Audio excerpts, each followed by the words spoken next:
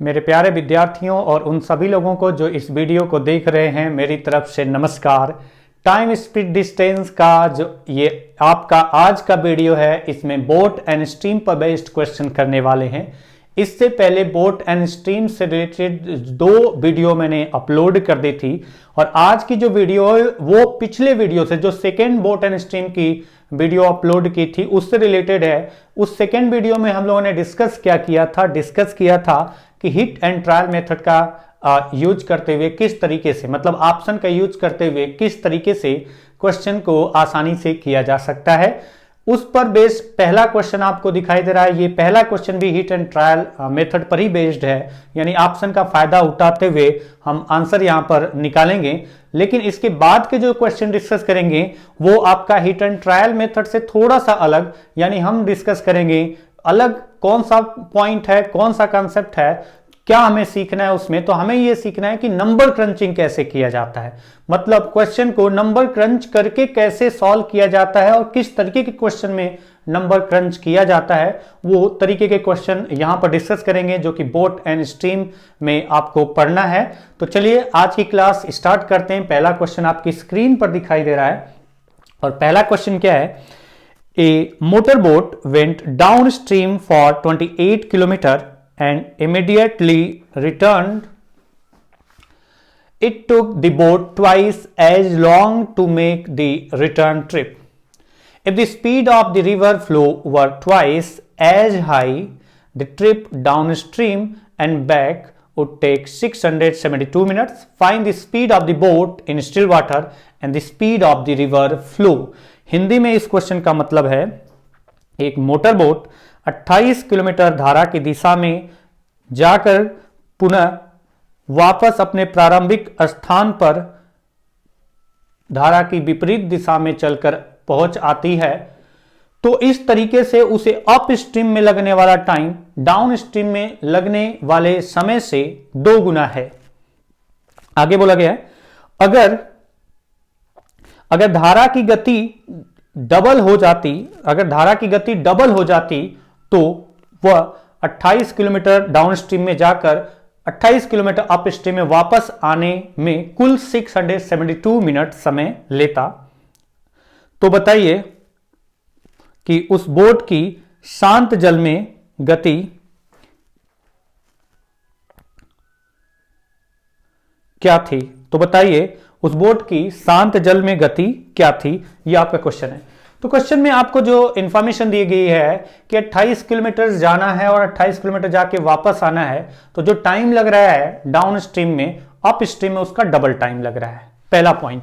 अब यहां पर आप बताइए डिस्टेंस जितना दूरी गया उतनी दूरी आ रहा है, और इस पॉइंट को हम लोग डिस्कस कर चुके हैं कि सेम डिस्टेंस के केस में स्पीड और टाइम का क्या रिलेशन होता है। और हमें पता है कि डिस्टेंस का फॉर्मूला होता है स्पीड इनटू टाइम। अगर डिस्टेंस फिक्स है, स्पीड अगर आप बढ़ाएंगे तो टाइम कम लगेगा उतना ही डिस्टेंस कवर करने के लिए। अगर आप स्पीड घटाएंगे तो टाइम ज्यादा लगेगा, इनवर्सली प्रोपोर्शनल होता है। ये पॉइंट हम लोगों ने प्रूव करके देखा था, सीखा था। तो अब आप देखिए कि अगर हम कहें कि सेम डिस्टेंस है तो टाइम का रेशियो अगर x/y होगा, तो जो स्पीड होगा वो स्पीड का रेशियो सेम डिस्टेंस कवर करने के लिए वो क्या होगा, y/x। अगर सेम डिस्टेंस है तो इस टाइम जो लगेगा, अगर उसका रेशियो x/y है तो जो स्पीड होगा उसका रेशियो होगा y/x।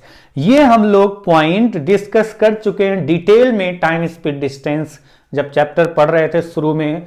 जो पीछे की वीडियो बनाई उसमें मैंने पूरा डिटेल से डिस्कस किया है, 2 स्पीड 3 स्पीड का या उससे ऊपर का भी स्पीड का, तो वो पॉइंट आपको क्लियर होना चाहिए।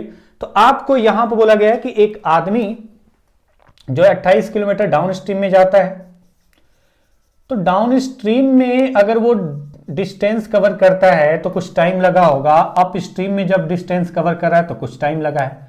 और ये टाइम के बारे में इंफॉर्मेशन दी गई है कि जो टाइम लगा है उस मोटरबोट से जाने में, जो डाउन स्ट्रीम में टाइम लगा है, अप स्ट्रीम में उसका डबल टाइम लगा है। यानी डाउन स्ट्रीम में टाइम अगर 1 लगता होगा तो अप स्ट्रीम में कितना लगेगा, 2।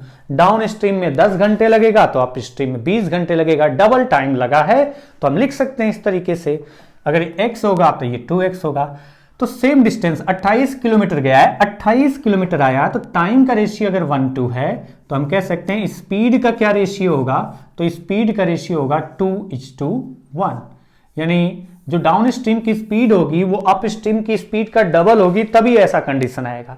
वो यहां से रिलेट कर रहे हैं, जितना डिस्टेंस गया उतना ही आया। तो अब आप बताइए कि इस क्वेश्चन को करने के लिए अब ऑप्शन का फायदा उठाएंगे, बाकी कंडीशन दूसरी कंडीशन देखेंगे आवश्यकता पड़ेगी तो, अदरवाइज आवश्यकता ना पड़े और आंसर निकल जाए तो हम क्यों उस कंडीशन को देखें, चेक करें और टाइम वेस्ट करें। तो जैसे हमने कहा कि चलो इससे कंफर्म हो गया कि डाउन स्ट्रीम की स्पीड अप स्ट्रीम का डबल होगी, और आपसे बोला गया है कि find the speed of the boat in still water and the speed of the river flow. Boat की स्पीड, और आपसे क्या क्या पूछा गया है, आपसे पूछा गया है बोट की स्पीड बताओ और रिवर की स्पीड बताओ, यानी धारा की गति बताओ। तो बोट की स्पीड और स्ट्रीम का स्पीड आपसे पूछा गया है, तो हमने कहा कि चलो मेरा आंसर पहला सही है, पहला सही है, यानी पहली कंडीशन को तो सेटिस्फाई करना चाहिए, बाकी की कंडीशन तो बाद में देखेंगे। मैंने कहा कि फर्स्ट ऑप्शन इज करेक्ट। अगर पहला ऑप्शन करेक्ट है तो बोट की स्पीड 9, स्ट्रीम की स्पीड 3, तो हम कहेंगे 9 + 3 12 और 9 - 3 6। यहां डबल का स्पीड मैच कर गया, मतलब पहला ऑप्शन होने के चांसेज है। दूसरा आप देखते हैं ऑप्शन, ये चांसेज होंगे पहला ऑप्शन होने के। दूसरा अगर मैं देखता हूं कि 9 + 6 15 और 9 - 6 boat plus stream down stream, boat minus stream up stream, तो 9 + 6 15, 9 - 6 3, यानी ये तो ऑप्शन नहीं होगा क्योंकि डबल स्पीड तो आ ही नहीं रहा है। थर्ड ऑप्शन देखते हैं, 8 + 2 बोट प्लस स्ट्रीम 10 और 8 - 2 बोट माइनस स्ट्रीम, कितना आ गया 6। क्या डबल है? नहीं है, यानी थर्ड ऑप्शन भी नहीं आंसर होगा। फोर्थ ऑप्शन देखते हैं, 12 + 3 15 एंड 12 - 3 9। मैं क्या कर रहा हूं, down stream boat plus stream up stream boat minus stream करके मैं निकाल रहा हूं। इसका डबल है? नहीं, यानी हमारा जो आंसर है वो क्या होगा, हमारा आंसर होगा फर्स्ट ऑप्शन हमारा आंसर होगा। तो ये पहले क्वेश्चन में आपको दूसरी इंफॉर्मेशन का यूज नहीं करना पड़ा, क्योंकि डबल की कंडीशन है और डबल की कंडीशन केवल एक ऑप्शन में सेटिस्फाई कर रही है, तो बाकी ऑप्शन में है ही नहीं, हमें चेक ही नहीं करना पड़ा और हमारा आंसर भी निकल गया, इसलिए हमारा फर्स्ट आंसर होगा। अगर मैं कहता हूं कि पहला ऑप्शन डबल तो कर रहा है match down stream up stream का, अगर उसके अलावा बाकी जो 2-3 ऑप्शन है उनमें से कोई और भी अगर ये कंडीशन सेटिस्फाई कर जाता तो फिर हम कंफ्यूज हो जाते हैं कि पहला ऑप्शन होगा या जो और कर रहा है इस कंडीशन को सेटिस्फाई डबल वाला केस तो दूसरा ऑप्शन होगा, या और भी कर जाए तीसरा ऑप्शन होगा। तो उसके लिए आपको दूसरी कंडीशन को भी चेक करना पड़ता। जैसे दूसरी कंडीशन चेक करेंगे तो क्या चेक करना पड़ता आपको, इसमें बोला गया है कि हमने कहा कि पहला ऑप्शन, चलो पहला ऑप्शन हमारा मैच कर गया, पहली कंडीशन को सेटिस्फाई कराया, अब दूसरी कंडीशन भी सेटिस्फाई होनी चाहिए इस पहले ऑप्शन के थ्रू, तब हम कहेंगे कि पहला सही है, अदरवाइज दूसरा जो भी ऑप्शन होता उसको चेक करते हैं। तो आप बताइए 28 किलोमीटर जाना है फिर 28 किलोमीटर आना है, दोनों टाइम मिला करके कितना लग रहा है 672 मिनट में है। अगर अब वो मिनट में है, ये जो टाइम आएगा डिस्टेंस किलोमीटर में है, स्पीड किलोमीटर पर आवर्स में आपका दिया गया है, टाइम आवर्स में आएगा और इजिकल टू 672 मिनट है, तो इसको 60 से मल्टीप्लाई कर देंगे तो मिनट में हो जाएगा।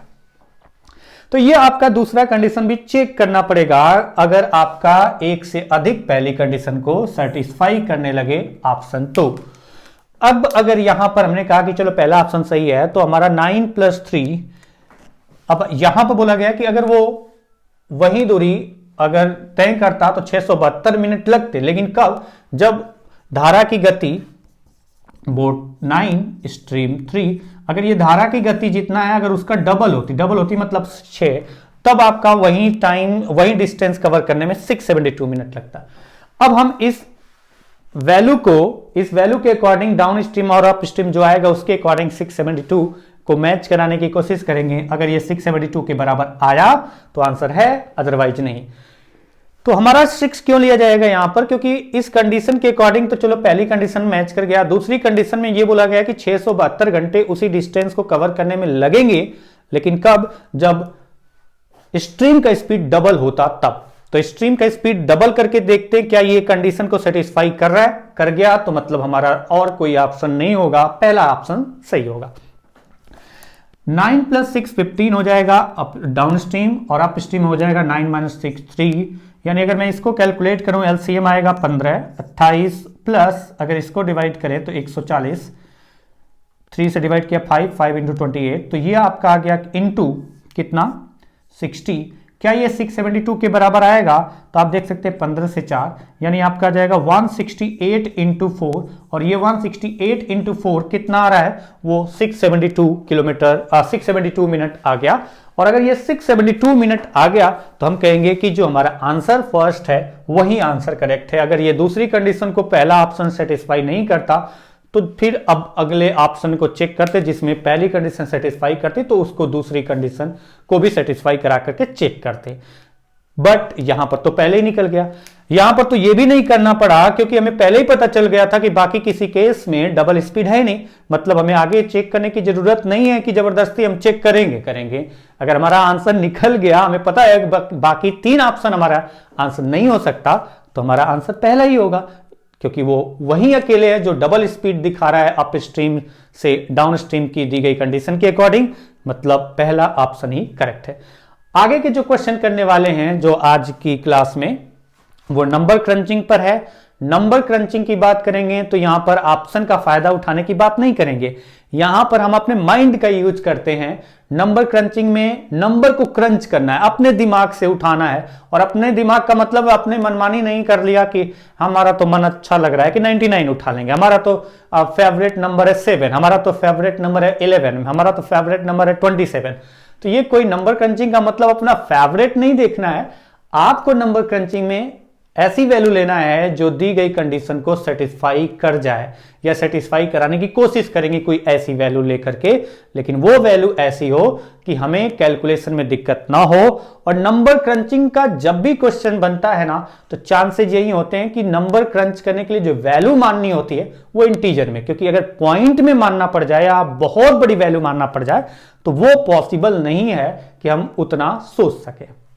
देखिए आपका क्वेश्चन क्या है।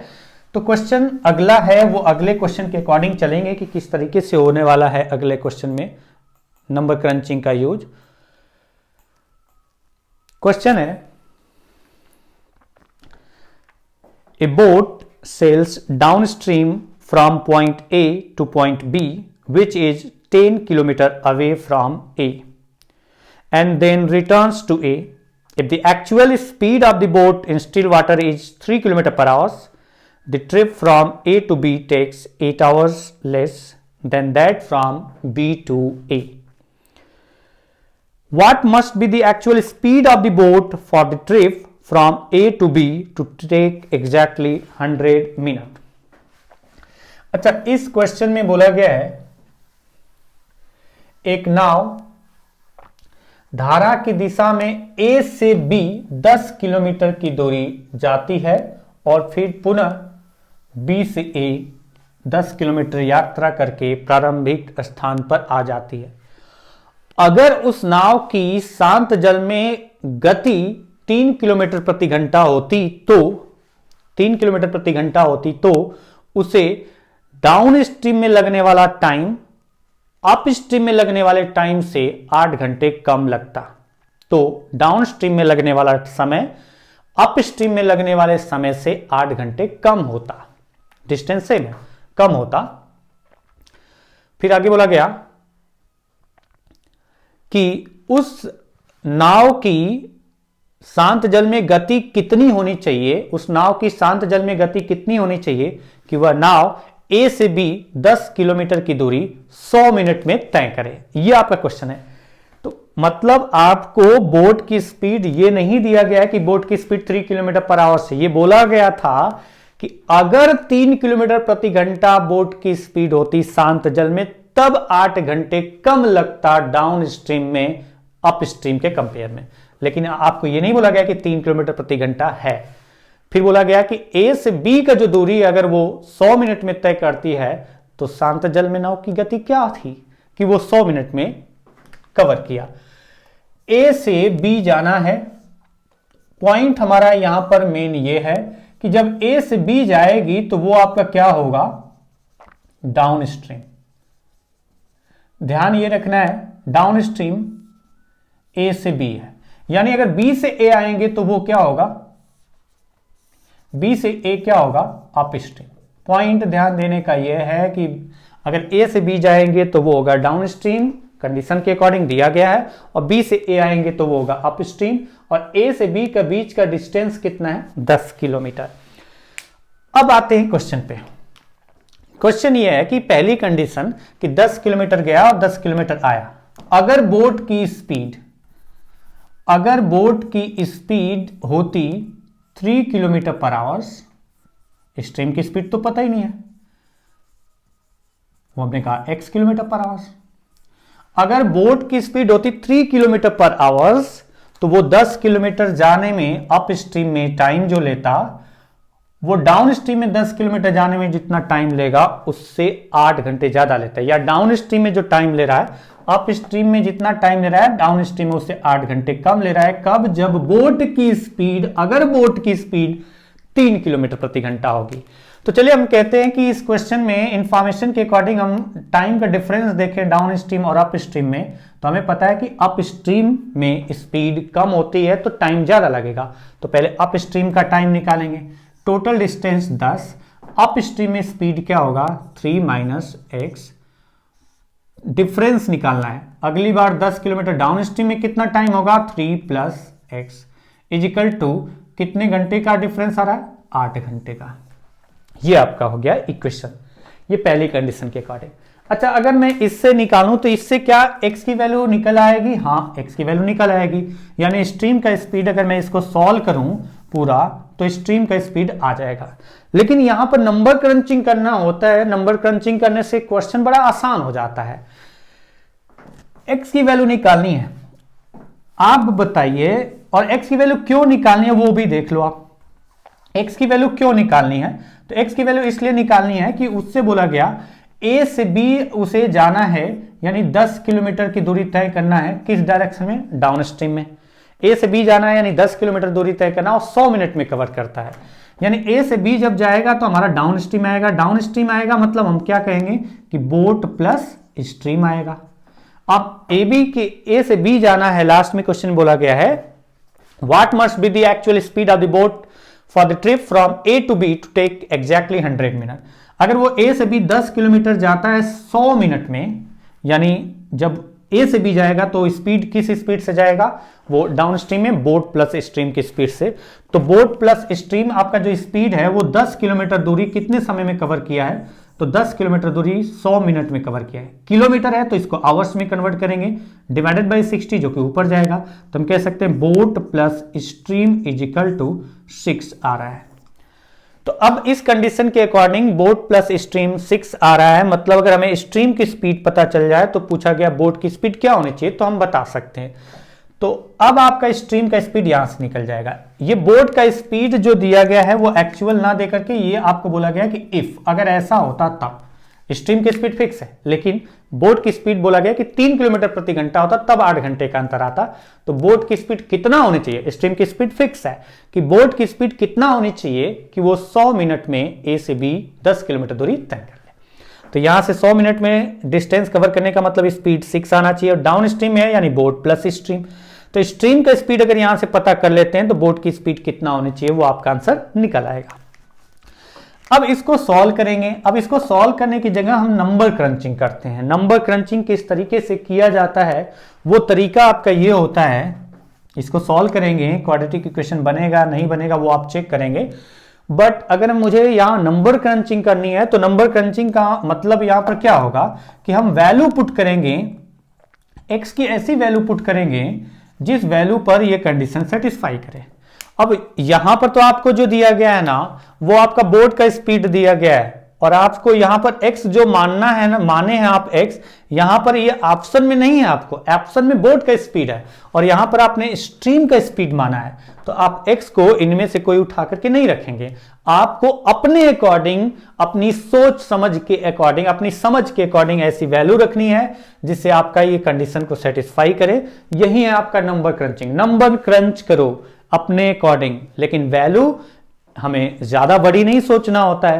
क्वेश्चन के में दी गई इंफॉर्मेशन के अकॉर्डिंग छोटी छोटी इंटीजर वैल्यू पर ही हमें पकड़ बनानी होती है, सोचना होता है और देख चेक करना होता है। तो नंबर क्रंचिंग में हम कहेंगे कि चलो हमने नंबर क्रंच किया, तो नंबर क्रंच करने से पहले एक और पॉइंट, स्ट्रीम की स्पीड बोट की स्पीड से यहां पर हमेशा कम होगी, क्योंकि अप स्ट्रीम में भी डिस्टेंस कवर किया है, डाउन स्ट्रीम में भी डिस्टेंस कवर किया है, यानी कि बोट की स्पीड ज्यादा होगी स्ट्रीम से, तभी तो वो अपोजिट डायरेक्शन में भी डिस्टेंस कवर कर रहा है। तो हमें कह सकते हैं बोट की स्पीड ज्यादा होगी स्ट्रीम से, यानी बोट की स्पीड 3 है तो स्ट्रीम की स्पीड 3 से तो कम ही होगी। स्पीड जो स्ट्रीम का होगा वो 3 से कम होगा, 3 से कम होगा 3 भी नहीं होगा, 3 होगा तो 0 हो जाएगा, यानी 10 किलोमीटर डिस्टेंस तो कवर ही नहीं कर पाएगा वो 0 स्पीड में कहां जाएगा, वहीं का वहीं रह जाएगा।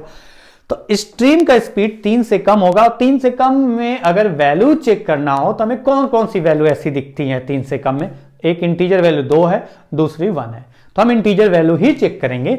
2 पर अगर चेक करते हैं, अगर मैं यहां 2 रखता हूं तो 3 - 2 1, 3 - 2 1 और 3 + 2 5, 1 से डिवाइड किया तो 10 घंटे, और यहां पर 5 से डिवाइड किया तो 2 घंटे, डिफरेंस कितना रहा है 8 घंटे का। अगर 8 घंटे का डिफरेंस आ गया, इसका मतलब ये हमें कंफर्म हो गया कि हमने जो नंबर क्रंच किया है एकदम करेक्ट किया है। x की वैल्यू आ गई 2। अगर x की वैल्यू 2 आ गई यहां से, तो जैसे ही x की वैल्यू 2 आएगी हम कहेंगे कि बोट प्लस स्टीम, यानी बोट प्लस 2 = 6, यानी बोट की स्पीड कितनी आ जाएगी जब वो 100 मिनट में कवर कर रही है, तो 4 किलोमीटर पर आवर्स। ये हमारा आंसर हो जाएगा, यानी हमारा फर्स्ट ऑप्शन आंसर हो गया। तो यहां पर आप हिट एंड ट्रायल मेथड की बात नहीं कर रहे हैं, यहां पर आप कर रहे हैं बात नंबर क्रंचिंग की। तो ये इस क्वेश्चन का आंसर हो गया। लेकिन अगर मैं इसी क्वेश्चन को x की वैल्यू निकालने के लिए क्वाड्रेटिक इक्वेशन बनाऊं, नंबर क्रंच नहीं कर पाऊं, तो ये थोड़ा सा लेंदी प्रोसेस हो जाएगा। और कुछ लोगों को तो क्वाड्रेटिक इक्वेशन भी सॉल्व नहीं करने आता, पता नहीं वो ठीक ढंग से कर पाएंगे कि नहीं कर पाएंगे। तो नंबर क्रंचिंग, हाँ, नंबर क्रंचिंग के लिए भी आपको दिमाग चाहिए, बिना दिमाग का तो कुछ नहीं होने वाला। तो अब नंबर क्रंचिंग के स्थान पर अगर सॉल्व करूं तो देखो क्या बनेगा, a + b a - b। अगर ये भी फॉर्मूला नहीं याद है तो और प्रॉब्लम है, फिर मल्टीप्लाई करना start, a + b a - b, a + b a - b, LCM लेंगे तो a + b a - b, a² - b², यानी 9 - x², ये 8 है ही। और इधर क्या आएगा, तो इधर आएगा आपका 3 - x। अब आपको करना क्या है, इसको इससे मल्टीप्लाई कर लीजिए, क्रॉस मल्टीप्लाई करके, और इनको आपस में मल्टीप्लाई, तो इनको आपस में मल्टीप्लाई किया, इनका क्रॉस किया, तो 30 + 10x, ये मल्टीप्लाई करें 10 × 3 -30, और ये माइनस माइनस प्लस 10x, यानी 30 आपका कैंसिल, 10 10 20x, और इधर आपका 8 है। 20 को अगर 4 से डिवाइड करें तो ये 2, और 20 को डिवाइड करें तो 5x, यानी हम लिख सकते हैं 5x = 18 - 2x²। इसको इधर लाएं तो लिखेंगे 2x² + 5x - 18 = 0। अब ये आपका क्वाड्रेटिक इक्वेशन है। अगर इस क्वाड्रेटिक इक्वेशन को सॉल्व करना जानते हैं तो सॉल्व करके आपका रिजल्ट आएगा। और किस तरीके से सॉल्व करते हैं ये हर बार मैं बार बार ना बताऊं, इससे पहले भी मैं बता चुका हूं, तो मैं बस इसको लिख दे रहा हूं कि क्या आएगा x का वैल्यू। सबसे पहले तो हमें क्या करना होता है, इसको मल्टीप्लाई करते हैं 18 × 2 36, 36 के 2 फैक्टर करने होंगे, जो कि डिफरेंस या सम 5 है, क्योंकि ये अपोजिट आपका साइन था तो डिफरेंस 5 है। 36 में 9 × 4 9 - 4, यानी 9 4 लिख दिया। पहला साइन इसका अपोजिट माइनस, बाकी ये अपोजिट है तो ये भी अपोजिट होगा प्लस, डिवाइडेड बाई a 2, तो माइनस तो हो ही नहीं सकता, यानी x की वैल्यू कितनी आ गई 2, तो x की वैल्यू 2 आ गई। ये मैंने क्वाड्रेटिक इक्वेशन का एक तरीका बताया है जो होता है। अगर आपको नहीं पता है, अधिकतर लोगों को पता होता है, अगर नहीं पता है तो क्वाड्रेटिक इक्वेशन की एक वीडियो बनाऊंगा जिसमें बहुत सारे क्वेश्चन हम लोग करेंगे, कम से कम 40-50 क्वेश्चन करेंगे, क्योंकि क्वाड्रेटिक इक्वेशन स्पेशली बैंकिंग के एग्जाम पर फोकस करने के लिए होता है, बैंकिंग के एग्जाम में आता है, इसलिए उसमें क्वाड्रेटिक इक्वेशन पे फोकस जरूर किया जाता है। तो वहां पर उसके लिए मैं अलग से वीडियो बनाऊंगा, समझ में आ जाएगा। बट ये कैलकुलेशन करना पड़ेगा आपको, अगर आप नंबर क्रंचिंग नहीं करते हैं तो प्रोसेस लेंदी हो जाता है।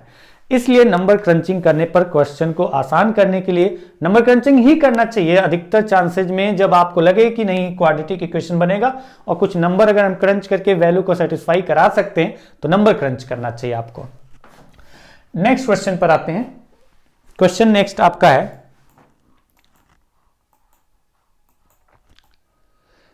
ये क्वेश्चन देखिए, इस पर बेस्ड 2-3 क्वेश्चन करेंगे कम से कम। क्वेश्चन है, a boat covers 24 kilometre upstream and 36 km downstream in 6 hours. He also covers 36 km upstream and 24 km downstream in 6.5 hours. Find the speed of boat in still water. शांत जल में नाव की गति ज्ञात कीजिए। एक बोट, एक नाव धारा की विपरीत दिशा में 24 किलोमीटर दूरी और धारा की दिशा में 36 किलोमीटर दूरी कुल 6 घंटे में तय करती है, जबकि वही नाव धारा के विपरीत दिशा में 36 किलोमीटर दूरी और धारा की दिशा में 24 किलोमीटर दूरी तय करने में कुल 6.5 घंटे समय लेती है। तो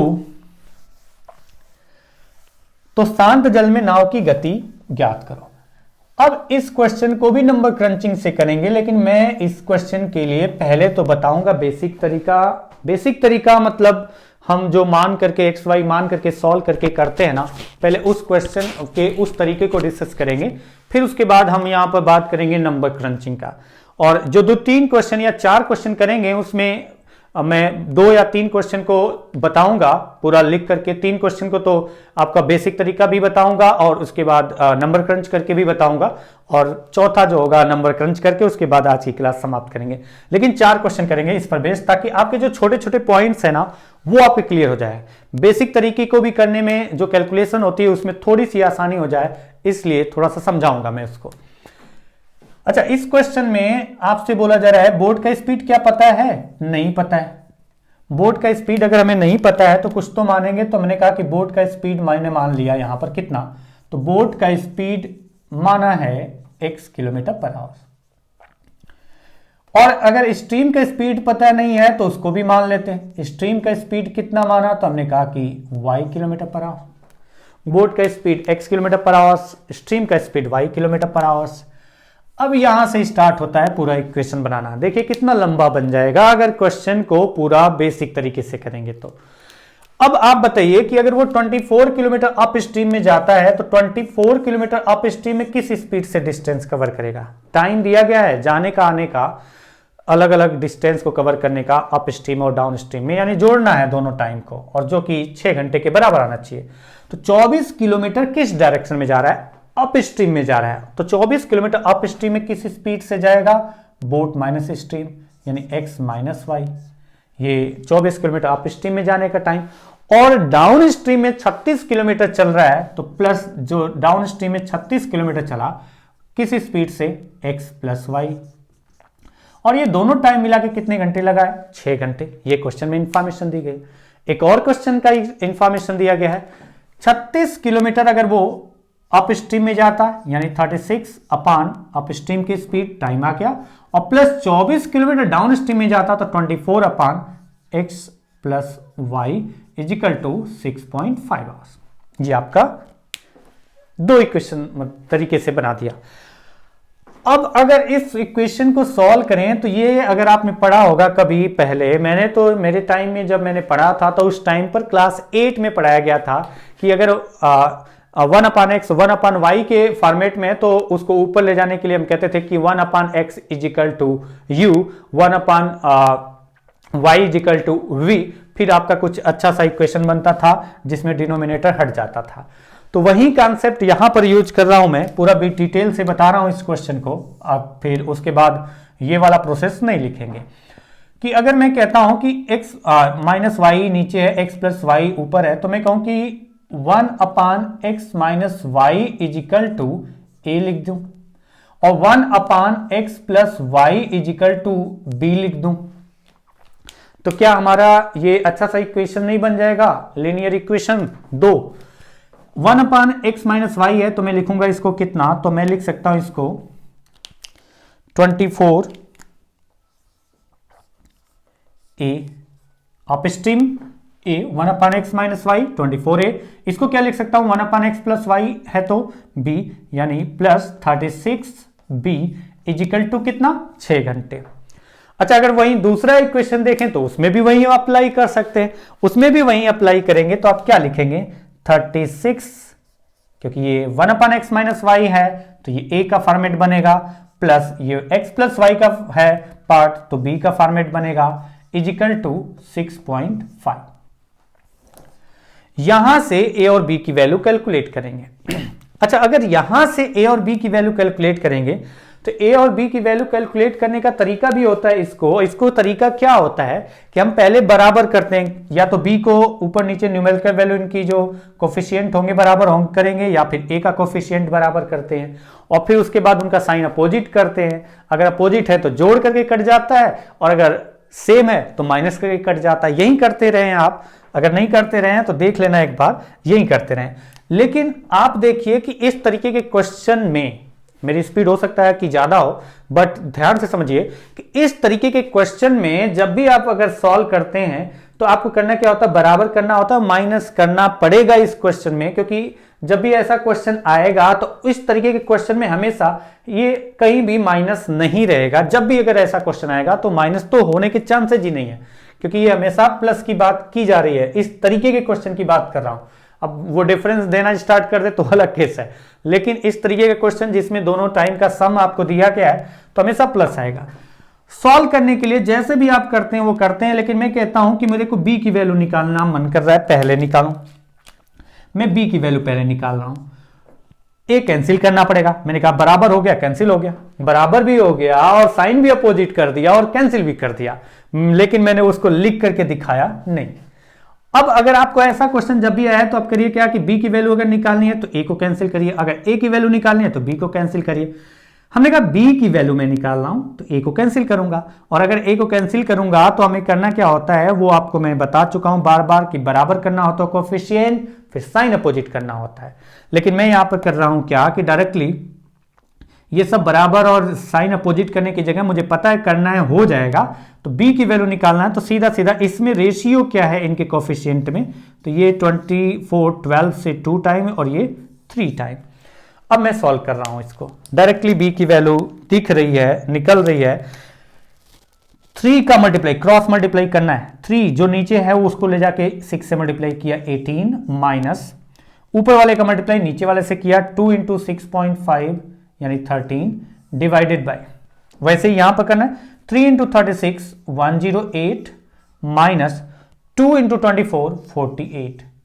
अच्छा, अगर ऊपर देखें तो 5 आ रहा है और नीचे कितना आ रहा है 60, यानी 5/60 का मतलब हुआ कि b की वैल्यू आ गई 5 से डिवाइड करें 12 1/12। b की वैल्यू अगर 1/12 आ गई तो क्या a की वैल्यू निकाल सकते हैं? हाँ, a की वैल्यू भी निकल आएगी। a की वैल्यू अगर आप निकालेंगे 1/12 b की वैल्यू रखें तो अगर यहां 12 रखेंगे 1/12 रखेंगे b की वैल्यू तो 12 नीचे जाएगा, यानी कितना रिजल्ट देगा 3, और अगर ये 3 जाकर 6 में से माइनस हुआ तो कितना बचेगा 36 इंटू 1/12 3 होगा, 3 जब जाके माइनस होगा तो बचेगा कितना 3, ये आपका उधर माइनस हो गया, बचा 24 a इक्वल टू 3, तो a इक्वल टू 24 जाके डिवाइड करेगा यानी 1/8।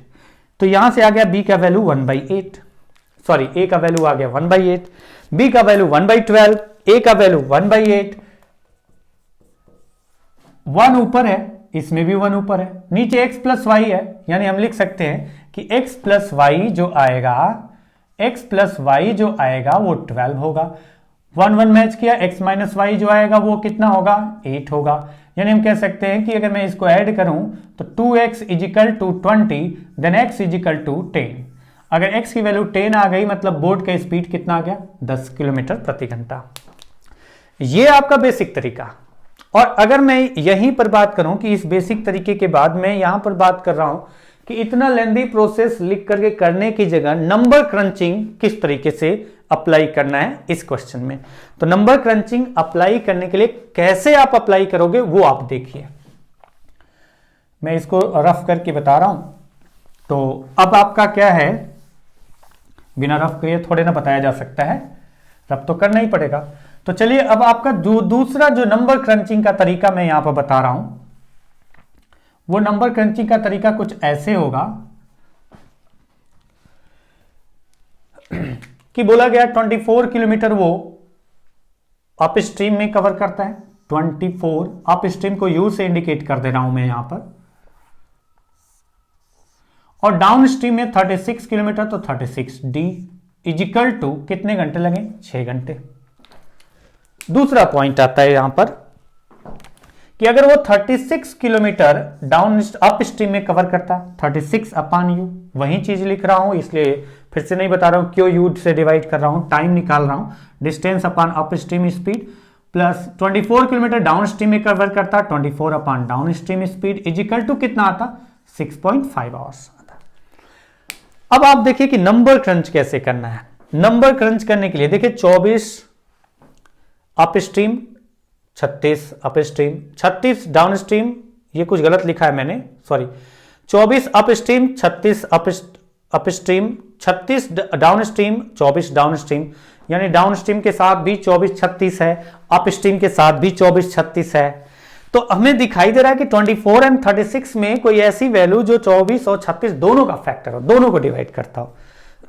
मिल रहा है तो ठीक है, नहीं मिल रहा है तो किसी एक को उठा करके चेक करते हैं। तो मैंने कहा अप स्ट्रीम में अगर मैं इसको 12 मान लेता हूं, थोड़ा सा ध्यान रखना, मैं गलत मानूं या सही मानूं तो वो बता रहा हूं, गलत मानूंगा तो वो बताऊंगा कि कैसे गलत हो गया, वो आपको समझना है। अगर मैं इसको 12 मानूं, 12 से देखिए मान लेते हैं कि अप स्ट्रीम 12 था, तो 12 से डिवाइड करते हैं 2 टाइम, यानी 24 किलोमीटर अगर 12 की स्पीड से कवर किया तो 2 घंटे लगा, टोटल 6 घंटे लगा है। 2 घंटे अप स्ट्रीम में लगा, यानी 4 घंटे डाउन स्ट्रीम में लगा होगा, और 4 घंटे डाउन स्ट्रीम में लगा तो 36 किलोमीटर 4 घंटे में कवर किया है, तो कितना स्पीड आ गया, 36 बाई टाइम 4, 9। तो कभी भी डाउन स्ट्रीम तो अप स्ट्रीम से कम हो ही नहीं सकता, यानी कि हमारा जो ये माना हुआ अप स्ट्रीम 12 है वो तो आंसर नहीं है, ये गलत मैंने माना है। ये अभी पता चल गया, अगला चेक करना भी नहीं पड़ा, क्योंकि डाउन स्ट्रीम हमेशा अप स्ट्रीम से ज्यादा होता है। तो ये जो ऑप्शन था, मतलब जो नंबर मैंने क्रंच किया अप स्ट्रीम 12, वो गलत मैंने क्रंच किया। अगर मैं यहीं पर कहता हूं कि मैंने माना कि डाउन स्ट्रीम 12 था, अगर ये 12 रहा होगा तो 36 किलोमीटर के लिए कितना टाइम लगा होगा, 3 घंटे। डाउन स्ट्रीम अगर 12 किलोमीटर पर आवर्स में मानता हूं, नंबर क्रंच कर रहा हूं कि नंबर क्रंच किया कि डाउन स्ट्रीम 12 किलोमीटर पर आवर्स था, तो कितना टाइम लगा होगा इधर, 3 घंटे। टोटल 6 घंटे में से 3 घंटे इधर लगा, तो इधर कितना लगा होगा, 3 घंटे। 6 में से 3 गया, 3 घंटे इधर लगा, और 3 घंटे में 24 किलोमीटर, मतलब स्पीड क्या रही होगी, 8। क्या ये डाउन स्ट्रीम अप स्ट्रीम से ज्यादा है, हाँ, मतलब है ये, तो ज्यादा है अगर तो चांसेस हैं। लेकिन अब यही वैल्यू अगर इस इक्वेशन में रखते हैं और ये 6.5 के बराबर आ जाता है, तब हम एकदम कंफर्म हो जाएंगे 100% श्योर कि जो नंबर क्रंच किया है, यानी डाउन स्ट्रीम और अप स्ट्रीम की जो वैल्यू हमने रखी है वो एकदम करेक्ट है। डी की वैल्यू 12 रखते हैं और यू की वैल्यू 8 रखते हैं। 12 से डिवाइड किया 2 आवर्स, 8 से डिवाइड किया 4.5, कितना आता है, 6.5। मतलब हम लोग एकदम सही डायरेक्शन में जा रहे हैं। कह सकते हैं कि डाउन स्ट्रीम 12, डाउन स्ट्रीम मतलब boat plus stream x plus y 12, और अप स्ट्रीम यानी boat minus stream x minus y 8। तो यहां से कैलकुलेट करिए x इजिकल टू 10, यानी कि बोट की स्पीड x जो आपने माना है वो आ गया कितना, 10 किलोमीटर पर आवर। तो ये नंबर क्रंच करने का तरीका है कि किस तरीके से आपको नंबर क्रंच करना है। अगले क्वेश्चन को बताता हूं मैं। अगले क्वेश्चन में भी मैं बेसिक तरीका बताऊंगा, बस थोड़ा सा उसमें से पॉइंट एक होगा जो कि नेग्लेक्ट कर दूंगा, जो बीच में मैंने इसके बाद जस्ट लिखा था। जो अगला क्वेश्चन है वो अगला क्वेश्चन आपकी स्क्रीन पर है और आप देख रहे होंगे। उम्मीद करता हूं कि आप अपनी तरफ से उसे सॉल्व भी करने की कोशिश कर रहे होंगे और सॉल्व भी कर लेंगे, कर सकते हैं और करेंगे आप ट्राई प्रयास। A boat covers 39 km upstream and 116 km downstream in 7 hours. He also covers 65 km upstream and 87 km downstream in 8 hours. Find the speed of boat in still water. शांत जल में नाव की गति। एक नाव धारा की विपरीत दिशा में 39 किलोमीटर की दूरी और धारा की दिशा में 116 किलोमीटर की दूरी तय करने में कुल 7 घंटे का समय लेती है। वही नाव धारा के विपरीत दिशा में 65 किलोमीटर की दूरी और धारा की दिशा में 87 किलोमीटर की दूरी तय करने में कुल 8 घंटे समय लेती है। तो 8 घंटे समय लेती है, तो शांत जल में नाव की गति ज्ञात करो। अच्छा, अगर मैं इस तरीके को अप्लाई करता हूं, तो मैंने कहा इस तरीके को अप्लाई करता हूं, यहां पर कहानी आपको सब लिखी हुई है। तो मैं यहां पर पूरा लिखने की जगह एक स्टेप जो पहले इक्वेशन में बेसिक तरीके को मैं बार बार बता रहा हूं, तीनों क्वेश्चन में बताऊंगा बेसिक फिर नंबर क्रंच। तो अगर मैं बेसिक की बात करूं तो मैं तो यही लिखूंगा कि इसमें 39 किलोमीटर अप स्ट्रीम में गया है। मैंने इसको ये x minus y up stream का पार्ट, तो ये मैंने लिखा कि 39 किलोमीटर अगर अब वो अप स्ट्रीम में जाएगा तो किस स्पीड से जाएगा, x माइनस वाई। और नीचे x माइनस वाई है तो हमें पता है नीचे अगर x माइनस वाई आएगा तो इसको हम लिख सकते हैं 1 ये अपान x माइनस वाई आएगा, तो हम डायरेक्टली तो लिख सकते हैं ना कि नीचे लिखने की जगह हम लिख सकते हैं 39 है, 39 अपान x माइनस वाई यानी a लिख सकते हैं, x माइनस वाई को जो नीचे रहेगा ऊपर ले जा करके 39a प्लस, मैं एक स्टेप आउट कर रहा हूं क्योंकि पहले में मैं बता चुका हूं। दूसरा x प्लस वाई वाला केस है, अगर नीचे x प्लस वाई है तो ऊपर b लिख सकते हैं। 116 किलोमीटर जाता है वो डाउन स्ट्रीम में, 116 बी इजिकल टू क्या लिख सकते हैं 6। और ये ऐसा क्वेश्चन जब आया तो आपको डायरेक्टली लिखिए, वो पूरा लिखने की जरूरत नहीं है। और ये पॉइंट भी ध्यान रखिए कि अगर आप ऐसे लिखते हैं तो जो a और b की वैल्यू आएगी उसको इन्वर्स करेंगे तब x प्लस वाई और x माइनस वाई आएगा। यानी डाउन स्ट्रीम और अप स्ट्रीम अगर आपको निकालना है तो जो a और b की वैल्यू आएगी, a की जो वैल्यू आएगी वो इन्वर्स कर लेना, यानी 1 अपान उसको इन्वर्स कर लेना। जैसे 3/5 आया तो क्या लिखेंगे 5/3, 1/5 आया तो क्या लिखेंगे 5/1। तो आपका डायरेक्टली रिजल्ट आ जाएगा बोट प्लस स्ट्रीम यानी डाउन स्ट्रीम और boat minus stream up stream. दूसरा हम लिखेंगे कि अगर वो 65 किलोमीटर अप स्ट्रीम में जाता है, 65 अप स्ट्रीम यानी ये वाला पार्ट है तो लिखेंगे a। दूसरा है कि वो 87 किलोमीटर डाउन स्ट्रीम में जाता है तो 87b इजिकल टू 6.5, सॉरी 6.5 नहीं है, इसमें ये 7 आवर्स है और ये 8 आवर्स है। मैं पिछले क्वेश्चन को रिलेट कर दिया टाइम के पार्ट पे, बट ये है, ये मैं इसलिए बता रहा हूं ताकि आपको अगर ऐसा क्वेश्चन कोई इक्वेशन सॉल्व करना हो इस तरीके के क्वेश्चन के लिए केवल, तो आप ऐसे डायरेक्टली कर सकते हैं, कहीं भी माइनस नहीं है। इस तरीके का क्वेश्चन आएगा माइनस होगा नहीं। तो आपको करना है क्या कि आपको b की वैल्यू निकालनी है, तो b की वैल्यू अगर आप निकालते हैं तो a को कैंसिल कर लो आप। इसमें क्या रेशियो है, तुमने कहा 13 से 3 टाइम और 13 से 5 टाइम, और आपको b की वैल्यू निकालनी है तो क्रॉस मल्टीप्लाई 5 इंटू 7 35, 3 इंटू 8 -40 अपान 5 इंटू 116 580 माइनस 3 इंटू 87 270 माइनस 9 261, यानी ऊपर कितना आ रहा है, तो ऊपर आ गया आपका -5, नीचे कितना आ रहा है, ये भी माइनस में आ रहा है, नीचे आपका आ रहा है -5 आ गया और नीचे आ रहा है कितना, तो माइनस करते हैं 10 - 1 9 7 - 6 1 एंड ये 390। कुछ गलत मैं कर रहा हूं क्या, 7 and 8 आवर्स है ना, ठीक है। 5 इंटू 7 35, 8 इंटू 3 24, ये आपका 40 नहीं है 24 है, 3 into 8 24, 3 into 8 24, 5 into 7 35 and 3 into 8 24, यानी ऊपर कितना आ रहा है 11 माइनस का, नीचे आ रहा है कितना 390। तो यहां से b का वैल्यू कितना आ गया, 11 माइनस माइनस कैंसिल, अगर 11 से डिवाइड करें तो 11 से डिवाइड करने पर यह आ गया कितना, b का वैल्यू 1 अपान 29 आ रहा है, ओके 1 अपान 29, b का वैल्यू आ गया 1 अपान 29।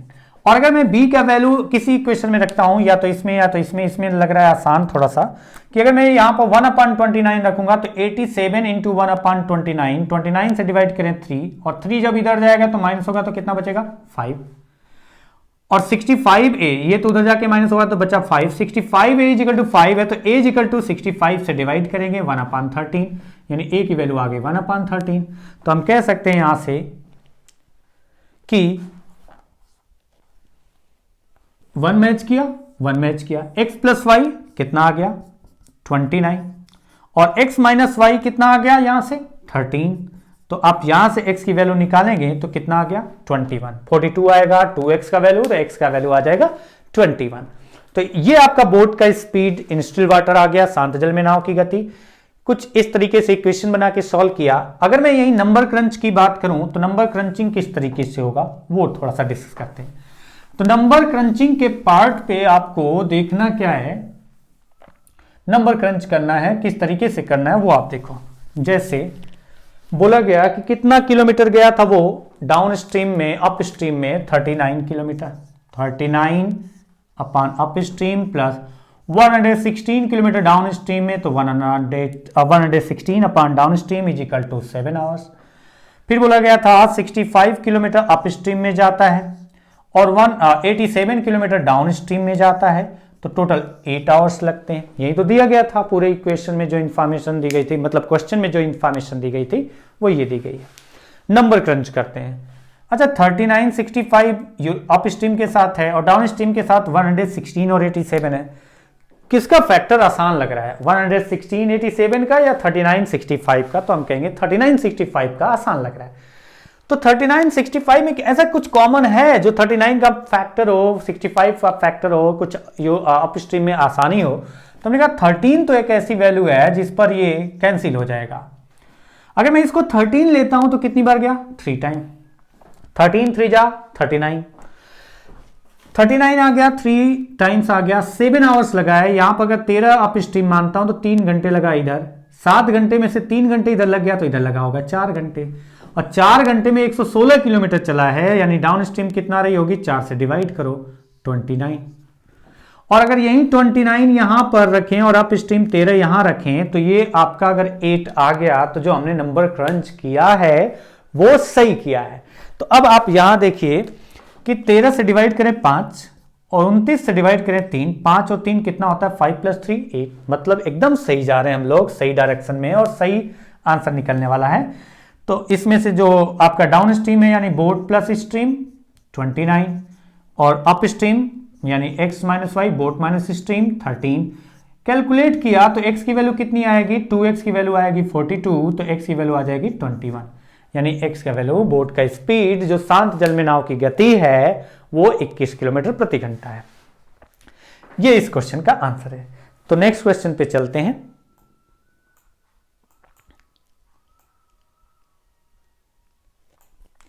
क्वेश्चन है मल्लाह can row 40 kilometre up stream and 55 kilometre down stream in 13 hours and 30 km upstream and 44 km downstream in 10 hours. What is the speed of Mallah in still water?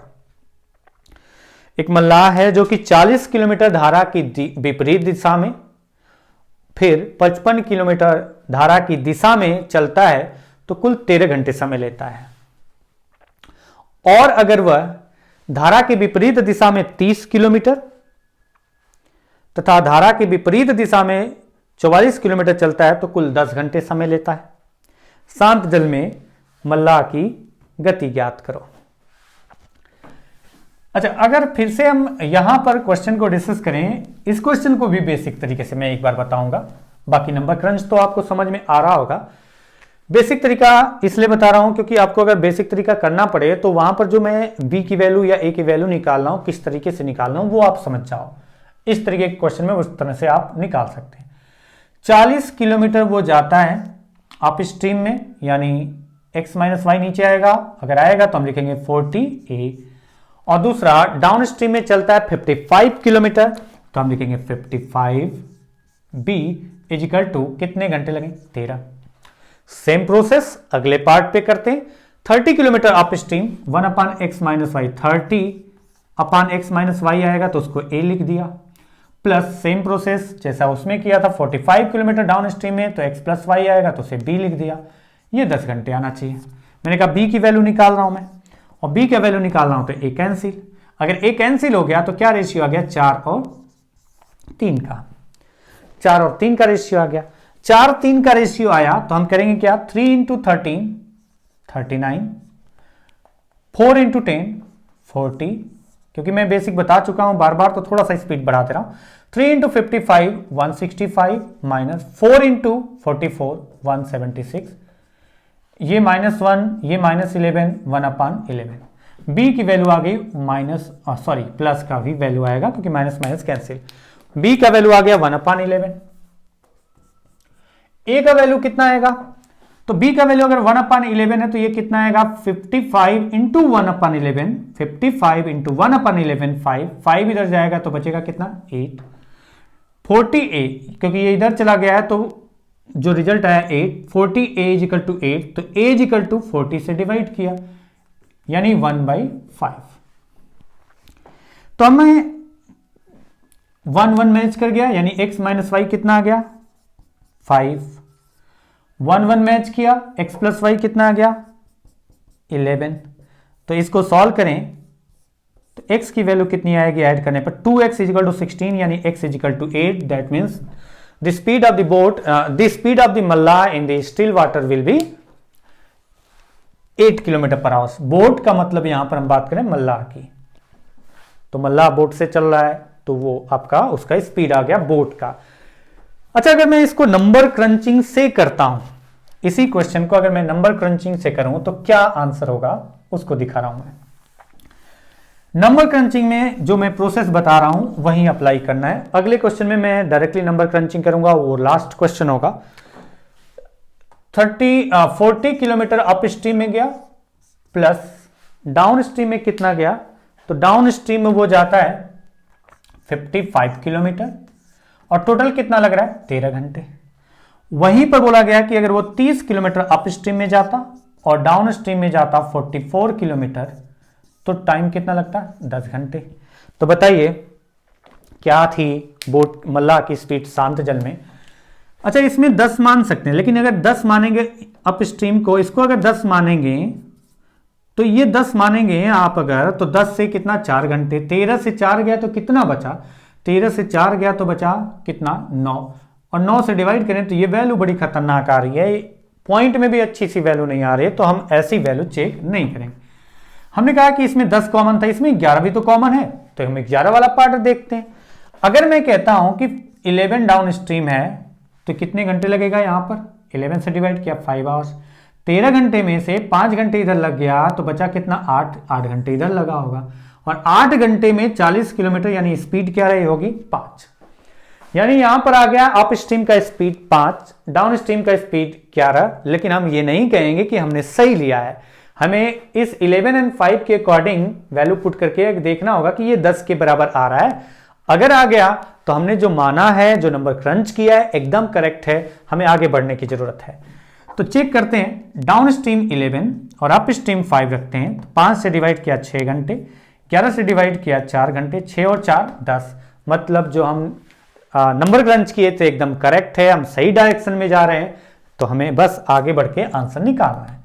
अब आगे बढ़ के answer निकालना है तो यहां पर आगे बढ़ें और आंसर निकालें, और निकालेंगे तो डाउन स्ट्रीम मतलब बोट प्लस स्ट्रीम जो आपका दिया गया रिजल्ट आया 11, और अप स्ट्रीम 5 यानी x minus y boat minus stream 5, तो यहां से x की वैल्यू कितना आ गई 8। तो हम कह सकते हैं कि मल्लाह की शांत जल में गति कितना है x kilometre per hour. Boat की बात कर रहा हूं, इस क्वेश्चन में मल्लाह की बात की जाएगी, बोट मतलब मल्लाह की बात यहां पर की जा रही है, वो ध्यान रखना। तो चलिए नेक्स्ट एंड लास्ट क्वेश्चन आज की वीडियो का। तो लास्ट क्वेश्चन आपका है, थोड़ी स्पीड जरूर ज्यादा है,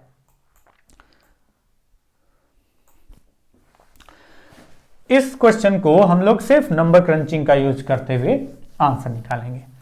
और ये आपका जो क्वेश्चन दिख रहा है, इस क्वेश्चन में मुझे पढ़ने की जरूरत नहीं है, हिंदी में पढ़ रहा हूं। 48 किलोमीटर धारा की विपरीत दिशा में और 72 किलोमीटर धारा की दिशा में चलने में कुल 12 घंटे समय लगता है, जबकि धारा के विपरीत दिशा में 72 किलोमीटर और धारा की दिशा में 48 किलोमीटर दूरी तय करने में 13 घंटे समय लगता है। तो धारा की गति ज्ञात करो। 48 kilometre up stream plus 72 kilometre down stream कितना लगता है टाइम 12 आवर्स। क्योंकि 2-3 क्वेश्चन बन चुके हैं तो उसमें धीरे धीरे लिख करके बताने की जरूरत नहीं पड़ेगी मुझे लगता है। 72 kilometre up stream and 48 kilometre down stream कितना टाइम लगा 13 आवर्स। नंबर क्रंच करते हैं। तो मैंने नंबर क्रंच किया, मैंने कहा कि चलो मैं मानता हूं कि अप स्ट्रीम 12 थी, 12 होगी तो ये कितना आ जाएगा 4 घंटे, 12 से 4 गया तो बचा कितना 8 घंटे, 8 घंटे में 72 किलोमीटर यानी 9। कभी भी डाउन स्ट्रीम अप स्ट्रीम से कम हो नहीं सकती, मतलब हमने गलत लिया है, ये हमारा आंसर है। जो मैंने माना है नंबर क्रंच किया वो सही नहीं है। फिर हमने कहा कि हम कुछ और यहां पर 48 एंड 72 है तो 12 इसको मान के देखते हैं। डाउन स्ट्रीम को 12 माना तो ये कितनी बार जाएगा 12 से 6 टाइम। 12 आवर्स में से 6 आवर्स इधर लगा तो 6 आवर्स इधर लगा होगा, और 6 आवर्स में 48 किलोमीटर तो ये कितना रहा होगा 8। और ये 12 एंड 8 के अकॉर्डिंग देखेंगे दूसरी कंडीशन क्या सेटिस्फाई हो रही है। अगर हो गई तो जो हमने नंबर क्रंच किया है वो एकदम करेक्ट किया है, हमें सिर्फ आगे बढ़ने की जरूरत है, सही डायरेक्शन में जा रहे हैं। 8 से डिवाइड किया 9 आवर्स, 12 से डिवाइड किया 4 आवर्स, कितना आ रहा है 9 + 4 13। तो हम कहेंगे कि एकदम हम सही डायरेक्शन में जा रहे हैं, बस कैलकुलेट करके आंसर निकालना है। तो डाउन स्ट्रीम अगर हम यहां देखें तो डाउन स्ट्रीम कितना आ गई, बोट प्लस स्ट्रीम 12, और अप स्ट्रीम कितना आ गया 8, यानी बोट माइनस स्ट्रीम 8। तो यहां से अगर मैं कैलकुलेट करूं, यहां पर बताना क्या है, द स्पीड ऑफ स्ट्रीम, धारा की गति बतानी है, यानी हमें y की वैल्यू बतानी है। तो हम यहां पर अगर y की वैल्यू अगर ऐड करते हैं तो y कैंसिल हो जाएगा, इससे बढ़िया माइनस कर लें, और माइनस करेंगे तो ये माइनस, ये प्लस, ये माइनस, यानी इधर बचा 4 और इधर कितना है आप x कैंसिल 2y, तो y इक्वल टू कितना आ गया 2। तो हम कहेंगे स्ट्रीम की स्पीड कितना थी, तो स्ट्रीम की स्पीड थी 2 किलोमीटर पर आवर। आज की क्लास के लिए बस इतना ही करते हैं और मिलते हैं अगली क्लास।